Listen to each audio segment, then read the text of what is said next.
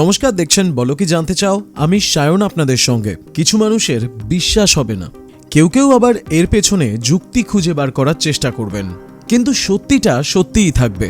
অন্তত বিভিন্ন সংবাদ মাধ্যমে প্রকাশিত তথ্য এবং গবেষণা এমনটাই বলছে। ভারতবর্ষের মধ্যে পশ্চিমবঙ্গ এই মুহূর্তে বিদেশি পর্যটকদের ভিড়ের ক্ষেত্রে দ্বিতীয় স্থান অধিকার করে আছে। আর এই আবহে উত্তরবঙ্গে বিনিয়োগের মাত্রাও বাড়ছে। বাঙালির দীপুদা অর্থাৎ দীঘা, পুরী, দার্জিলিংয়ের মধ্যে আজ দার্জিলিং বা উত্তরবঙ্গ একটি আকর্ষণীয় কেন্দ্রবিন্দু হয়ে উঠছে বিদেশি পর্যটকদের কাছে।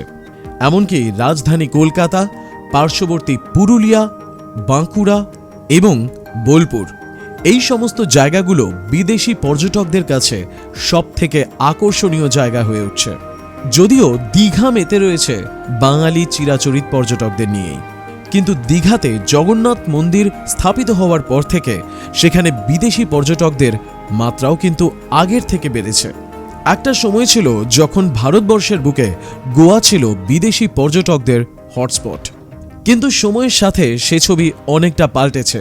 2024 সালে পশ্চিমবঙ্গে প্রায় 3.12 মিলিয়ন বিদেশি পর্যটক ভ্রমণ করেছিল। 2025 সালের ডেটা বলছে সে জায়গায় পশ্চিমবঙ্গ দ্বিতীয় স্থানে পৌঁছে গেছে, যাতে পশ্চিমবঙ্গের অবস্থান মহারাষ্ট্রের পরেই ছাপিয়ে গেছে 4 মিলিয়ন পর্যটকদের সংখ্যাকেও। কলকাতার বিখ্যাত দুর্গাপুজো ইউনেস্কো ওয়ার্ল্ড হেরিটেজ তকমা পাওয়ার পর থেকে কলকাতায় কিন্তু দুর্গাপুজোর সময় আন্তর্জাতিক ট্যুরিস্টদের সংখ্যা বেড়েছে। এবার অনেকে উক্তি করতেই পারেন যে এখানে বাংলাদেশি পর্যটকদের সংখ্যা বেড়েছে।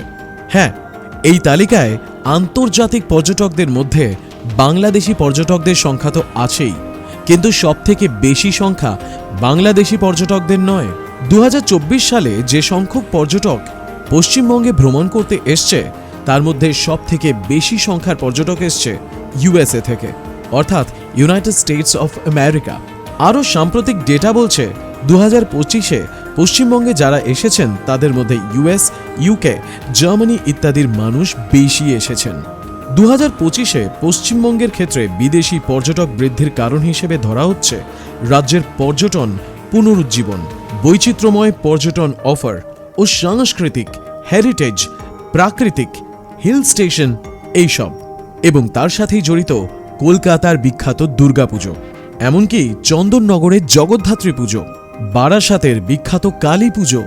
পশ্চিমবঙ্গে অনেক দেশ থেকেই পর্যটক আসে, কিন্তু তার মধ্যে যে বাংলাদেশি পর্যটক নেই তা নয়, কিন্তু সবথেকে বেশি সংখ্যক আসে ইউএসএ, ইউকে এবং জার্মানি থেকে। তার জন্যই উত্তরবঙ্গে কিন্তু একের পর এক বিনিয়োগ হচ্ছে। সম্প্রতি উত্তরবঙ্গে ক্ষুদ্র ও মাঝারি শিল্প নিয়ে একটি সেমিনারও হয়। সেখানে বেশ কিছু ঘোষণাও করা হয় বিনিয়োগের। সে বিষয়ে আসছি, কিন্তু তার আগে আরও কতগুলো ফ্যাক্টর চেক করে নেওয়া যাক। অর্থাৎ এমন একটা ভুল যা ভবিষ্যতে আমরা যেন না করি, সেদিকেই আমাদের নজর রাখতে হবে। কারণ একটা সময় ছিল যখন গোয়া ছিল আন্তর্জাতিক পর্যটকদের হটস্পট, কারণ গোয়া বিখ্যাত ছিল তার নাইট লাইফ এবং পার্টি কালচারের জন্য। কিন্তু গোয়ায় সাম্প্রতিককালে অনেক বেশি সাশ্রয়ী নয়। হোটেল, খাবার, পরিবহন সবকিছুই আগের থেকে বেশি ব্যয়বহুল। একাধিক রিপোর্ট বলছে অনেক পর্যটক ট্যাক্সি চালকদের অতিরিক্ত দাম, অস্বচ্ছ ভাড়া, এমনকি হয়রানির শিকার হয়েছে। অনেকে ট্যাক্সির অ্যাপ ক্যাব যেমন ওলা, উবারের অভাবকে বুঝিয়ে এই সমস্যা বাড়ার কথা বলেছেন। একই সাথে সমুদ্র সৈকত ধীরে ধীরে নোংরা করার জন্যও কিন্তু ওখানকার মানুষদেরকে দায়ী করেছেন বেশ কিছু বিদেশি পর্যটক।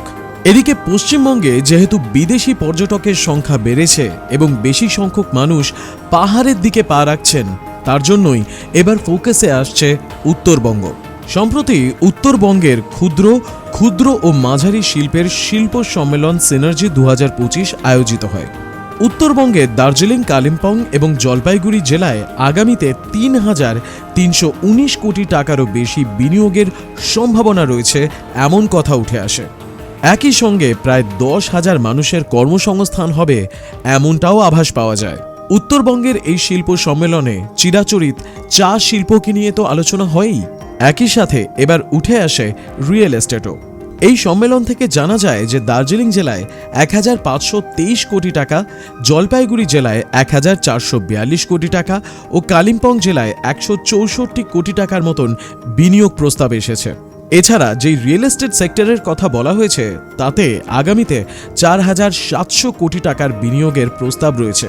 উল্লেখ করা হয়েছে জলপাইগুড়িতে 72 একর জমিতে সরকারি সহায়তায় 2টি বেসরকারি শিল্প পার্ক গড়ে উঠেছে, যেখানে প্রায় 40টি ইউনিট কাজ করছে, যেখানে কর্মরত প্রায় 1000 জনের মতন মানুষ।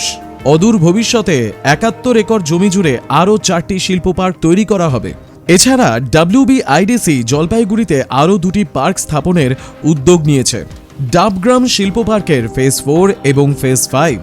এই আবহে উত্তরবঙ্গে বেশ কিছু 5 স্টার হোটেল ব্র্যান্ডেরও কিন্তু আগমন হতে চলেছে। যেমন ITC হোটেলস 2025 সালের মে মাসে ঘোষণা করেছে যে তারা মেমেন্টোস বাই ITC হোটেলসের একটি রিসোর্ট খুলবে শিলিগুড়িতে। IHCL, Taj hotels, selections, tree of life ইত্যাদি অন্তর্ভুক্ত রয়েছে এই সংস্থার আন্ডারে। 2025 সালের জুলাইয়ে ঘোষণা করেছে তারা আগামী 5 বছরের মধ্যে উত্তর পূর্ব ভারতে 15টি নতুন হোটেল খুলবে, যার মধ্যে শিলিগুড়ি ও দার্জিলিংয়ের মতন শহর উল্লেখযোগ্য। এছাড়া অ্যাকর গ্রুপের মার্কিওর 2025 সালের অক্টোবর মাসে তারা ঘোষণা করেছে ট্রিবু হসপিটালিটি ভেঞ্চার্স এর মাধ্যমে মার্কিওর ব্র্যান্ডের একটি হোটেল আসছে শিলিগুড়িতে।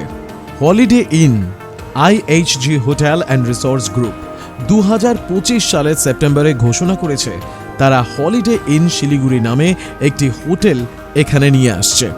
এছাড়া শিলিগুড়িতে বেশ কিছু বড় ব্র্যান্ডের মধ্যে সিনক্লেয়ার হোটেলস অ্যান্ড রিসোর্টস, এছাড়া এলগিন হোটেল অ্যান্ড রিসোর্টসও কিন্তু উপস্থিত রয়েছে র্যাডিসন এবং APJ গ্রুপের মতন সংস্থাও।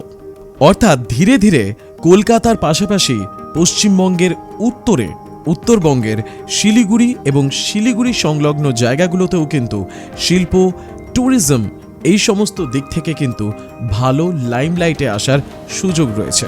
একই সাথে বাগডোগরা এয়ারপোর্টে তৈরি হচ্ছে নতুন টার্মিনাল, যা আগামীর পথ প্রশস্ত করবে। আমি যা তথ্য তুলে ধরলাম তা সংবাদ মাধ্যমে প্রকাশিত এবং বহুল চর্চিত। বিশ্বাস অবিশ্বাস, নিন্দা, চর্চা, সমালোচনা আপনাদের দায়িত্ব। ভিডিওটি কেমন লাগলো এবং আপনার মতামত কমেন্টে নিশ্চয়ই লিখে জানাবেন। আমাদের চ্যানেলে নতুন হলে আমাদের চ্যানেলটি সাবস্ক্রাইব করে বেল আইকন প্রেস করে অল বাটনটা প্রেস করতে ভুলবেন না, যাতে ভিডিও আপলোড হলেই আপনার কাছে খবর চায়। আজকের মতন এ পর্যন্তই। বলো কি জানতে চাও?